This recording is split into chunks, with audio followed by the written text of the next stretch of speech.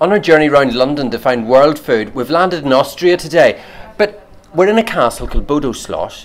It looks just like an Austrian castle, like a chalet for skiing, and it's in the middle of Kensington Church Street, right beside Kensington Palace.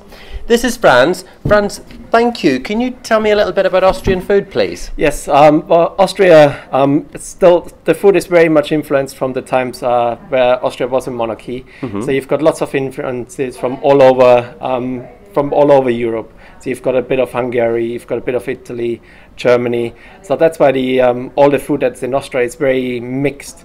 What we have here today is the Wiener Schnitzel. Right, so this one. Yep, it's originally made from veal, which this one is.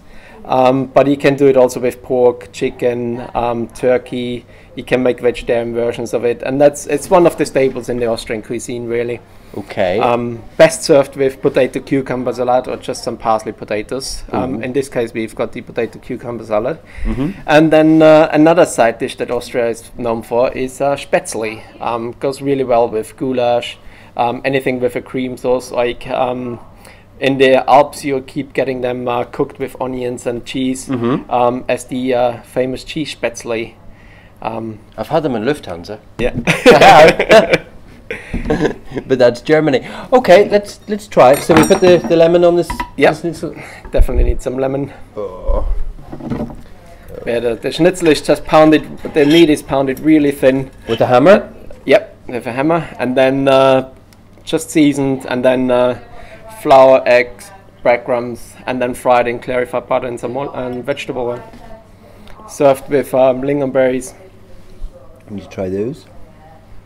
Oh, all the way from Sweden. So there's a lot of the world in Austria. This one's not from Austria, but yeah, the Swedish are really good with the lingonberries. Franz, thank you. I need to go to Divertimenti now and cook it on the Aga. As we've just seen Austrian food cooked in a restaurant, we're going to be cooking it on the Aga. So it's Wiener Schnitzel and Spätzle. To make the Wiener Schnitzel, we need some butter and oil, some fresh breadcrumbs, some plain flour, egg and milk that have been mixed together, and some veal or chicken or pork. To make the Wiener Schnitzel, the first thing we need to do is to make the meat really quite thin, so whenever we bread it, it'll fry quite quickly.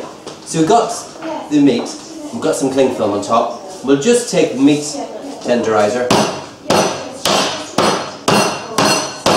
just bash it up a bit. There we go.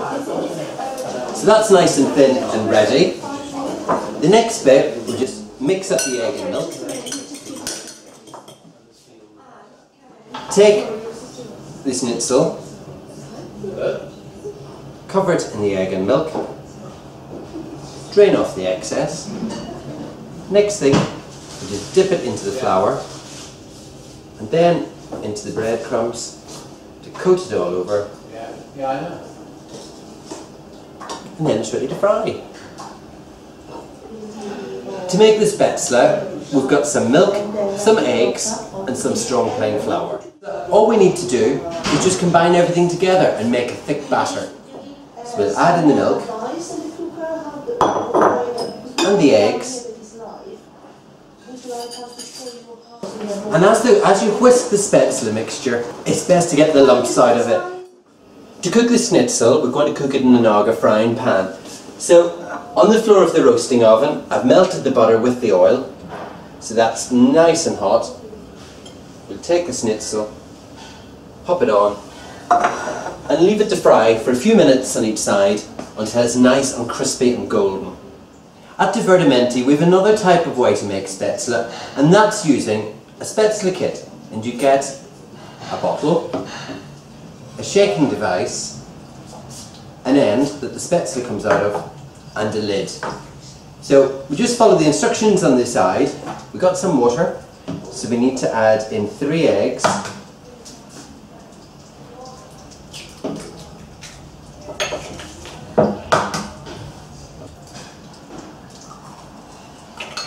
and some flour. Again, we're using the plain, strong flour.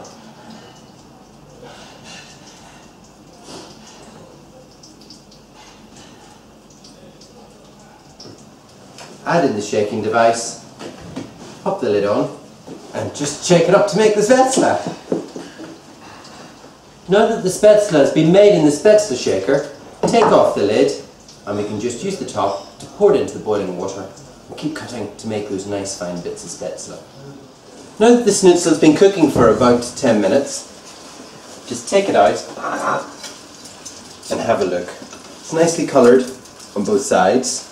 So we'll just set it onto some kitchen paper just to rest and to remove any excess fat from cooking. To make the Spätzle, the water's up to the boil, so all we need to do is take some of the Spätzle dough that we've made, fill it into the Spätzle hoop,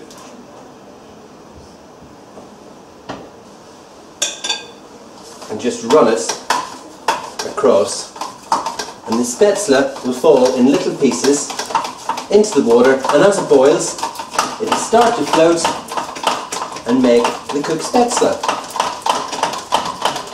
Now that the Spätzle is cooked, it just needs to rise.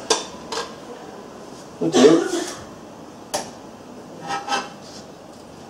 Take it out with a slotted spoon and set it onto a serving plate.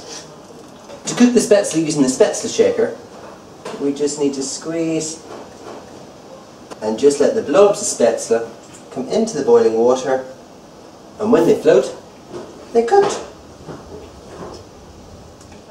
Now that we've cooked the Spätzle and the schnitzel, we need to try them. Nice crunchy schnitzel. Spätzle's not like pasta, it's a lot creamier and the two go really well together.